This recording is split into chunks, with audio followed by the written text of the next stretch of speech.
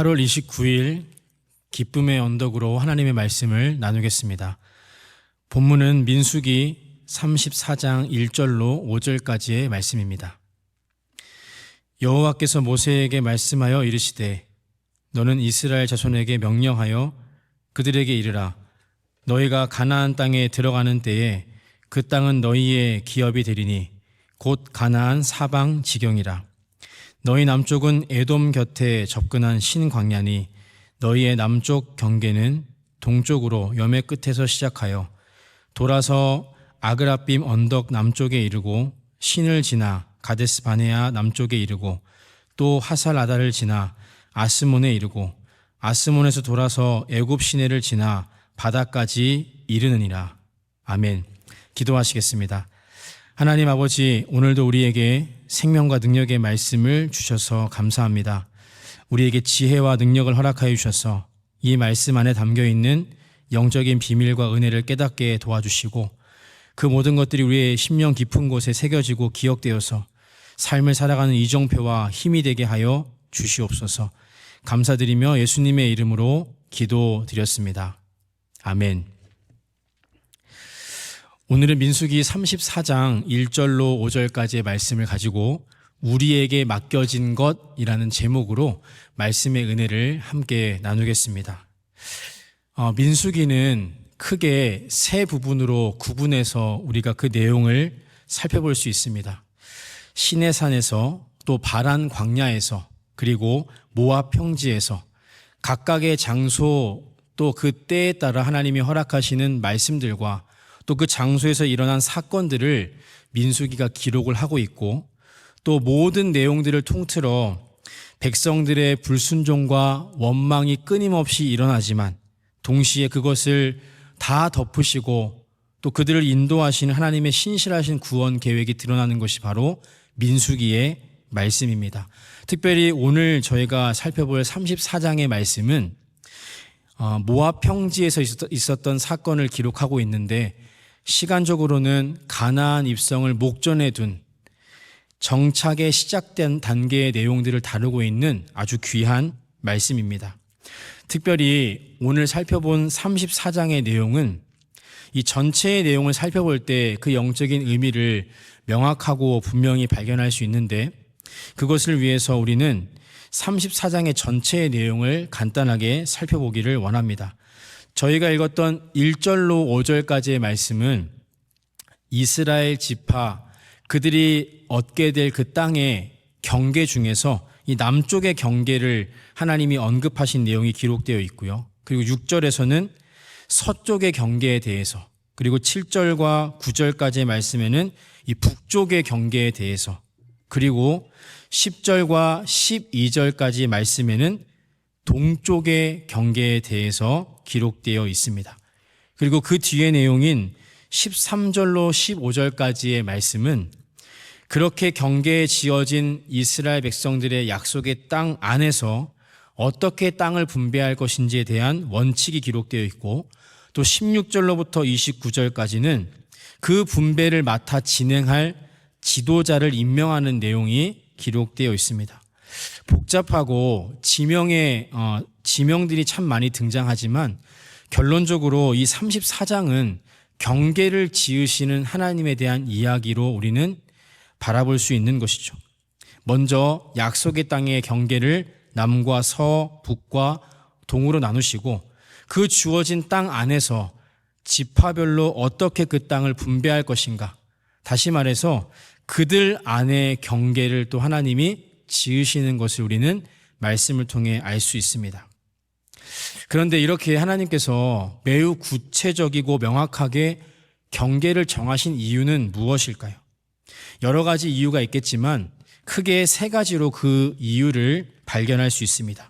첫 번째는 언약과 관련된 관점에서 바로 약속의 실질적 성취를 보여주시기 위해서 구체적인 경계를 정하셨다라는 것입니다. 약속의 땅 가나안은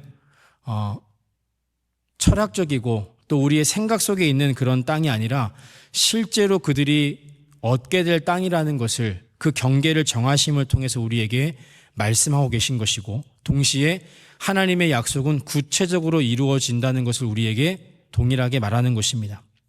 두 번째로 이렇게 구체적으로 경계를 정하신 이유는 공동체의 질서와 안정을 위한 것이죠. 이것은 고대 근동사회의 문화와 또 생활 풍습과 연결되어 있는데, 그 당시에 경계를 넘는다는 것은 목숨을 걸어야 하는 일이었습니다. 부족사회 또 족장시대에 경계는 매우 중요한 공동체의 질서와 안정, 그것과 연관되어 있는 것이었습니다. 그래서 하나님은 백성들을 안전하고 또 풍요롭게 지키기 위해서 이렇게 구체적인 경계를 그들에게 말씀하신 것이죠. 그리고 마지막 세 번째는 영적인 의미와 연결되어 있습니다. 그것은 바로 그들의 정체성과 관련된 것입니다. 거룩한 백성으로서의 삶을 지켜내기 위해서 그들의 삶의 경계를 분명하고 명확하게 허락하신 것입니다. 이렇게 많은 이유들로 인해서 하나님이 이스라엘 백성들에게 삶의 경계를 허락하여 주셨는데, 여러분, 이것을 오늘날 우리의 삶에 가지고 와서 우리는 어떻게 이 말씀을 적용하고 말씀을 살아내야 할까요? 오늘은 이 말씀 가지고 두 가지 적용점을 함께 나누기를 원합니다. 첫 번째는 주어진 경계를 소중히 여겨야 한다는 것입니다. 신명기 32장 8절 말씀입니다. 지극히 높으신 자가 민족들에게 기업을 주실 때에, 인종들을 나누실 때에 이스라엘 자손의 수요대로 백성들의 경계를 정하셨도다. 잠언 22장 28절 말씀입니다. 내 손조가 정한 옛 지계석을 옮기지 말지니라. 이렇게 이 두 곳의 말씀은 우리에게 무엇을 말해주고 있냐면, 이 경계가 하나님으로부터 주어진 것이다. 즉, 이 경계의 주권자가 하나님이라는 것을 우리에게 말해주고 있는 것입니다. 이것은 오늘날 우리에게 어떤 의미를 가지겠습니까? 우리가 처한 상황들, 우리가 살아가는 가정, 우리의 직장 또는 우리의 학교가 하나님으로부터 주어진 경계 안에 있다는 것을 의미하는 것입니다. 비교하다 보면 다른 사람의 상황이, 다른 사람의 환경이 더 좋아 보일 때가 있습니다. 그러나 우리에게 주어진 삶의 터전과 경계는 하나님의 주권 가운데, 하나님의 계획 가운데 주어진 것이라는 것을 오늘 본문은 말하고 있고, 오늘날 우리가 해야 할 것은 바로 하나님이 주신 삶의 터전에 감사함으로 그 삶을 살아가는 것이다 라고 본문은 우리에게 말하고 있는 것입니다. 사랑하는 여러분, 우리의 삶의 경계를 하나님이 주셨습니다.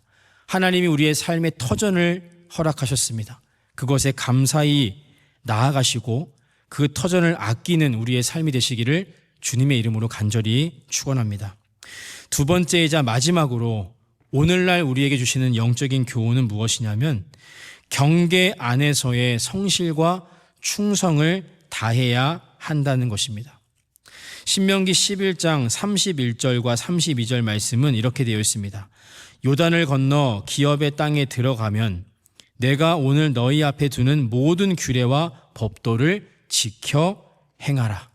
하나님께서 경계를 지으시고 그 안에서 원하시는 것은 무엇이냐면 바로 규례와 법도를 지키며 거룩한 삶을 살아가는 것입니다. 세상의 방법과 세상의 기준은 더 많은 땅을 누리고 더 풍요한 것들을 누려 자신의 삶을 영화롭게 하는 것이다 라고 이야기하고 있지만, 하나님의 말씀은 그 경계 가운데 우리의 삶을 더 거룩한 것으로 만들어 가라라고 말씀하고 계시는 것입니다. 더 넓은 영토, 더 많은 것들을 가지기 위함이 아니라 더 거룩한 삶을 살기 위한 요청이 바로 오늘 이 경계를 지으신 하나님의 말씀 가운데 있는 영적인 지혜이자 영적인 결단이 되어야 하는 것입니다. 사랑하는 여러분, 우리의 삶의 터전은 하나님께서 허락하신 것입니다. 그 삶의 터전을 소중히 여기고 아끼시고, 또한 그 안에서 더 거룩한 삶을 살기 위해서 부단히 노력하고 수고하고 헌신하시는 저와 여러분 되시기를 주님의 이름으로 간절히 축원합니다. 기도하겠습니다. 하나님 아버지, 오늘 말씀을 통해서 우리의 삶의 경계를 주신 하나님의 말씀 안에 담긴 영적인 은혜를 발견합니다. 주님, 우리에게 주어진 삶의 지경을 귀하게 여기게 도와주시고 감사함으로 그 삶을 살아낼 수 있도록 인도하여 주시옵소서.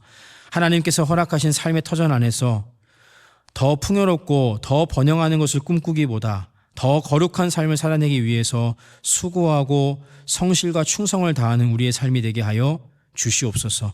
오늘도 이 말씀이 우리의 삶의 이정표가 되기를 원합니다. 우리의 삶을 살아내는 힘이 되기를 간절히 원합니다. 이 말씀을 심령 깊은 곳에 새겨두시고 말씀으로 승리하는 복된 하루 되게 하여 주시옵소서. 감사드리며 예수 그리스도의 이름으로 기도드렸습니다. 아멘.